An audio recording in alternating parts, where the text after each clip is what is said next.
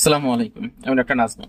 আজকে আপনাদের সাথে একটা বিষয় নিয়ে আলোচনা করব, সেটা হচ্ছে কুকুরের কিডনিতে সমস্যা হইলে আপনাদের করণীয় কি, বা এই সময় কি কি লক্ষণ প্রকাশ পায়, এটা কেন হয়, বা ট্রিটমেন্টটাই হচ্ছে কিভাবে করাবেন, এই বিষয়টা সম্পর্কে বিস্তারিত একটু আলোচনা করব। কুকুরের যে কিডনির সমস্যাটা হয় এটা মূলত হচ্ছে কি, আপনি দেখবেন যে কিডনির এই প্রবলেমটা বুঝতে বুঝতে আপনার অনেকটা লেট হয়ে গেছে। কারণ কিডনি লক্ষণ প্রকাশ পায় সাধারণত কিডনিটা যখন একদম সিভিয়ার লেভেলে ড্যামেজড হয়ে যায়, মানে একদম লাস্ট স্টেজের দিকে এটা প্রকাশ পায়। এখন কিডনিটা যখন নষ্ট হয়ে যায় তখন দেখবেন কি কিডনির মাধ্যমে কি বের হয়, মূত্র বের হয়, যার কারণে মূত্র কি একটা বজ্র পদার্থ। এখন যদি কিডনিটা নষ্ট হয়ে যায় তার মানে হচ্ছে কি মূত্র বা বজ্র পদার্থটা বের হইতে পারতেছে না, ওইটা কিন্তু ওর ব্লাডেই আলটিমেটলি জমা থাকতেছে, এবং ব্লাডে জমা থাকার কারণে ওর শরীরে আস্তে আস্তে ফুলান দিচ্ছে, এবং ওইখান থেকে একটা টক্সিসিটি ডেভেলপ করে যাচ্ছে। এখন কথা হচ্ছে যে ঠিক আছে, সবই বুঝলাম যে আলটিমেটলি, কিন্তু কেন হয় এটা, আসলে কারণটা কি? এটা হয় মূলত ব্যাকটেরিয়াল ইনফেকশনের জন্য। কুকুরের একটা ব্যাকটেরিয়া আছে, সেটাকে আমরা বলি লেপ্টোস্পাইরোসিস। এই লেপ্টোস্পাইরোসিসের জন্য সাধারণত হচ্ছে কি হয়, এই কিডনি ড্যামেজ হতে পারে।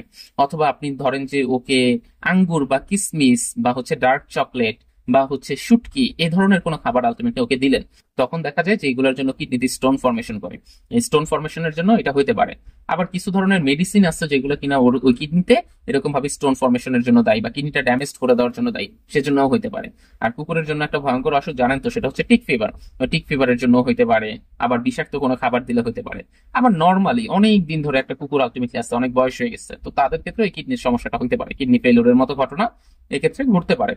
এখন কথা হচ্ছে লক্ষণগুলা কি কি। আপনি যে একটা লক্ষণ বললাম যে রক্তে বজ্র পদার্থের পরিমাণ বেড়ে যাবে এবং শরীর আলটিমেটলি ফুলান দিবে, এটা ছাড়াও আরো হচ্ছে কি প্রচন্ড পরিমাণ পানির পিপাসা পাবে, অরুচি হবে, ওর ভিতর বমি বমির একটা ভাব থাকবে।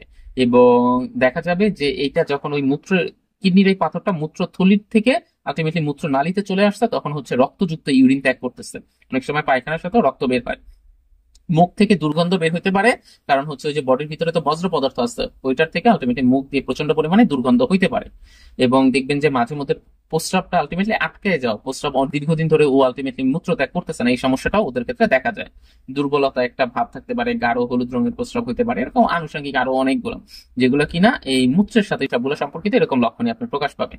এখন এই ক্ষেত্রে ট্রিটমেন্ট কি? এই ক্ষেত্রে আসলে বাসায় বসে সেরকম কোনো ট্রিটমেন্ট করাতে পারবেন না।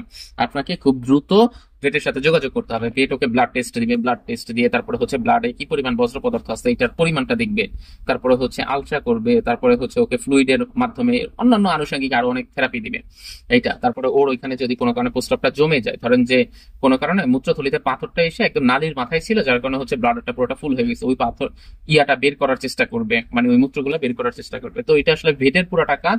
ওইভাবে বাসায় বসে কোনো ট্রিটমেন্ট করলেও হবে না, তবে প্রাইমারি স্টেজে কিছু মেডিসিন খাওয়াই দেখতে পারেন, যে ওই পাথরটা যদি আলটিমেটলি ডিজলভ হয়ে যায় মূত্রের মধ্যে, এরকম টাইপের জিনিস। কিন্তু কিডনি যদি একদম ফেইলিয়ার হয়ে যায়, তখন সাধারণত এটা কিডনি প্রতিস্থাপন করতে হয়। এখন ওদের ক্ষেত্রে তো আমরা সাধারণত এভাবে কিডনি প্রতিস্থাপন করি না, ওই ট্রিটমেন্ট তো সাধারণত আমাদের দেশে হয়ে থাকে না। তো তখন দেখা যায় যে বাঁচানো যায় না। কিন্তু কিন্তু ওই পাথরের যে সমস্যাটা যদি ছোট লেভেলের পাথর হয়ে থাকে, তখন ওটা দেখা যায় যে আস্তে আস্তে ঠিক হয়ে যায়। তো এই জন্য আপনাকে ভেটের সাথে ঠিকঠাক মতো মানে তার পরামর্শ নিতে হবে।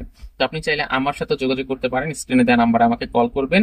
খুব স্বল্প খরচে আমি চেষ্টা করবো আপনাদেরকে একটা বেশ ভালো পরামর্শ দেওয়ার। ধন্যবাদ সবাইকে।